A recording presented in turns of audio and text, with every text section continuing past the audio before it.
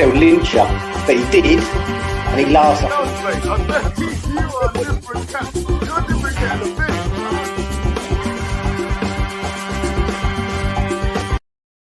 everybody, Russ and the West Ham Network. Hope you are all safe and well. Happy Monday. Have you come back to earth yet? Have we come back to earth? Are we still on cloud nine? I hope you are. Enjoy it while it lasts. Indeed, these times never felt so good. So good. As Neil Diamond would say. If you're new around here, give a like, give a comment, give a share, give it a subscribe. Lots of new subscribers over the last week. Funny that, isn't it? That's like your glory, others. But anyway, but we to present to you today the Daily Show, where we bring a few interesting tidbits of information that have happened during the weekend in terms of transfer rumours or general news, and present them as a Daily Show. I'll be back with Hammer's headlines with some more rumours later on. The rumour mill is well and truly rolling. So let's start with the title. Guess who's back? Guess who's back in terms of a rumour? Do you remember this gent? Do you remember him? The saga that was last summer transfer. Well, apparently it's due to resume again. It's just like Groundhog Day. West Ham apparently, according to an article in the Telegraph yesterday, are considering going back in for the Chelsea striker Armando Broja in the summer transfer window. He's back on our radar ahead of the summer spectacular that will be the transfer window for West Ham. Hopefully, we chased the 21-year-old pretty much all last summer, and actually, I believe probably the year before, I think, as well, randomly. But he remained at Stamford Bridge in the end. Don't remember he went to America for a pre-season camp and did his knee in, didn't he? Obviously, instead, Moyes signed Gianluca Scamacca, but fair enough. He's failed to, establish himself. He struggled to establish himself at the London Stadium. Not in the right formation, probably lack of. He's been ill, and there's a combination of things. But it seems as though the Scot could go back in for the Albanian international in the summer. He suffered an ACL back in December and subsequently missed the remainder of the 22-23 season. He's expected to return for pre-season training very shortly, but perhaps that will be at Rush Green rather than at Colburn. Who knows? Chelsea apparently want around £40 million for him. Before his injury, that would have been a good bit of business, I think. However, there are doubts now about his long-term fitness now. In the same way with Gianluca Scamacca, in terms of him, a similar, him having an injury, which sort of took him out for the rest of the season as well. But Chelsea are desperate to offload some of their players this summer. So maybe West Ham could pick up the young forward for maybe slightly cheaper than what was reported back in the, in terms of back in last year and this summer. We'll see. I mean, if he's able to maintain his long-term fitness, he is a superb addition for us. He's got everything Moyes looks for in that sort of striker role, I'd say, or forward up in terms of, he's used to playing up front of his own as well. He's been described by, journalists, The Athletic, as exceptional. The Albanian coach, Sergio Perini, called him devastating. And, he likes to stretch oppositions in terms of sort of tireless runs into the channel, basically what Michail Antonio does. And you can see why Moyes wants him. He's strong, he's quick, he's a good finisher. He bagged 9 goals and 1 assist in 36 games for Southampton in the 21-22 season. He holds up the ball well, brings in others. So he could be a really good signing, but he could have been a really good signing for us last year as well. It's just, I think Stato was talking on our group chat.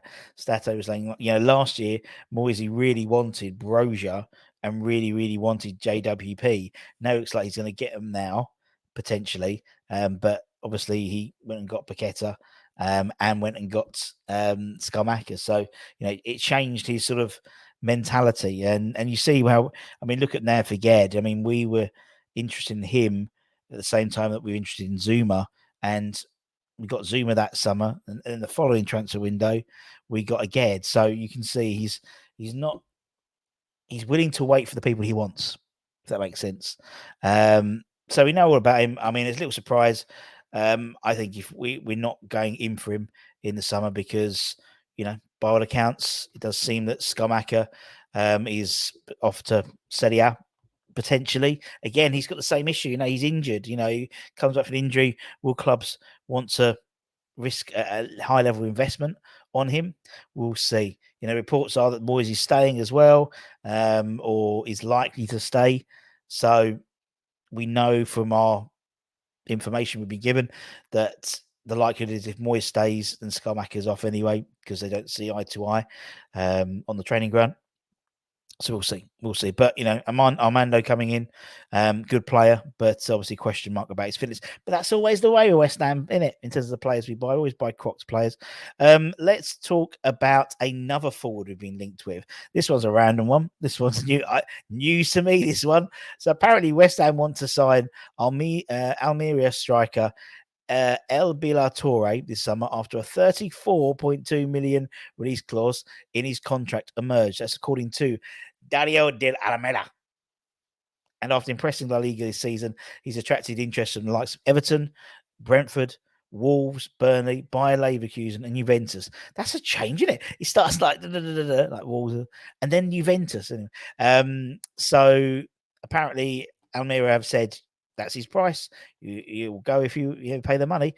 He's clearly a very talented young player. There's no doubt about that, and can play out wide, can play for the middle. But is he really the answer to what we're looking for? I don't think so. I'd rather spend the money on Broja, in all honesty, particularly with what we're hearing. We're favouring sort of domestic players over foreign-based players in terms of getting up to the pace of the Premier League.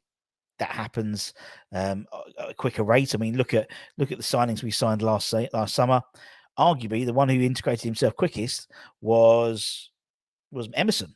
Really, I think, because he knows the Premier League, he knows the position, he knows the way the teams play. So, whereas someone like Aged obviously was injured, Skamaka, Paqueta took the best part of 6 months to get up to some sort of level.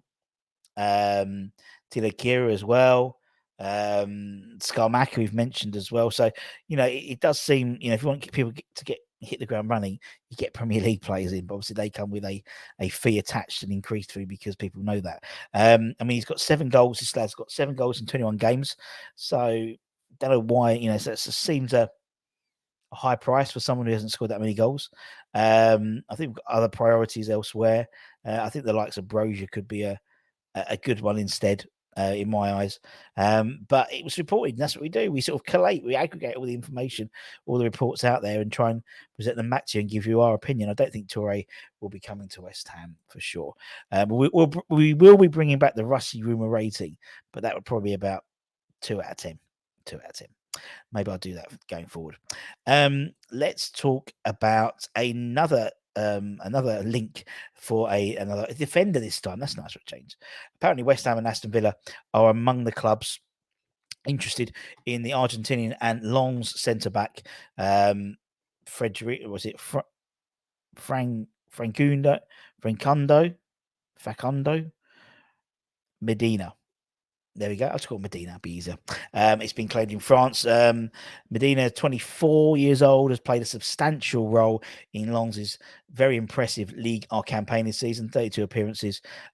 He's helped the League R runners up keep 12 clean sheets this season, and has a pass completion rate of 71%. Also, apparently, Man United and Brighton are interested in him. And there's lots of interest. Lens not backed a 17 million euro bid from an unnamed team for the Argentina international in the winter transfer window. He's penned a new contract with Lens in January this year and still has 3 years left in his contract. We did report recently that there was quite an extensive scouting mission with RC Lens in terms of West Ham.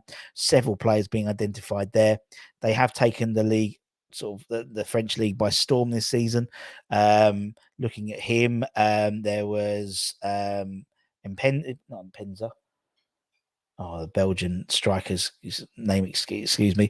There's Fofana, the midfielder, as well. So several players have been identified, including Medina. So it does seem Liga is the sort of hotbed of our sort of foreign-based scouting at the moment. It does seem so. Yeah, that's probably adding 2 and 2 together.